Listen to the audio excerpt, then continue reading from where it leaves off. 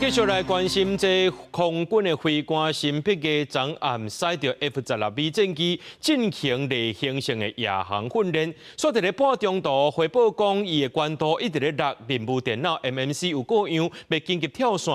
暗时7:29分的时阵，光点就消失啦。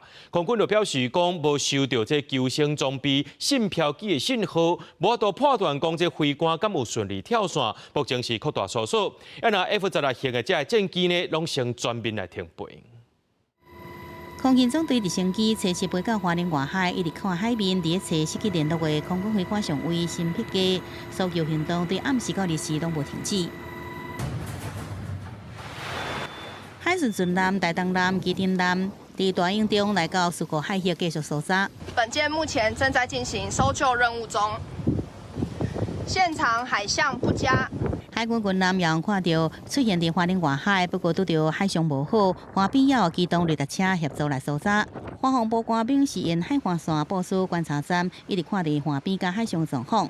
国军已经派遣空中13架次、11架舰艇、119名人力，结合无人机加强来搜查。到测试暗头啊，也无找到飞官新辟机，也有这战机的残骸。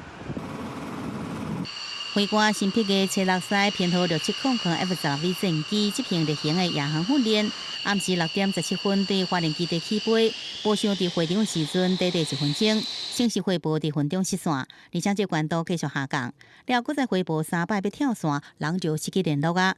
暗时7:29分伫花莲基地南边31海里的所在，光点消息。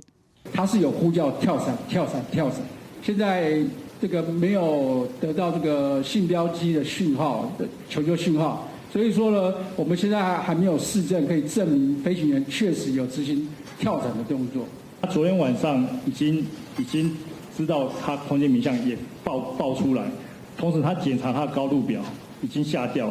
我们飞行员的最后一道关卡就是弹射跳伞，所以他该做的都已经做了。空军讲 F-16B 有4大失手，内底夜航上发生空间的飞向，头起当时有一直要甲新辟机带转来。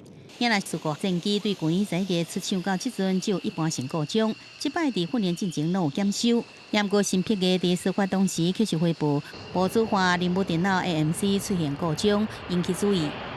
飞行员在返场训练过程中呢，确实有这个报告说 AMC 有发生故障。他并没有回报说有哪些装置故障，不管不知道是1级还是2级。国军海巡继续依次表消息为中心点一直传出去，全力来搜救。空军讲，即文章也未只有这架事故战机有 MMC 故障，对此也下令 F-16型机执行天安2号特检，全面停飞，来确保飞行安全。记者综合报道。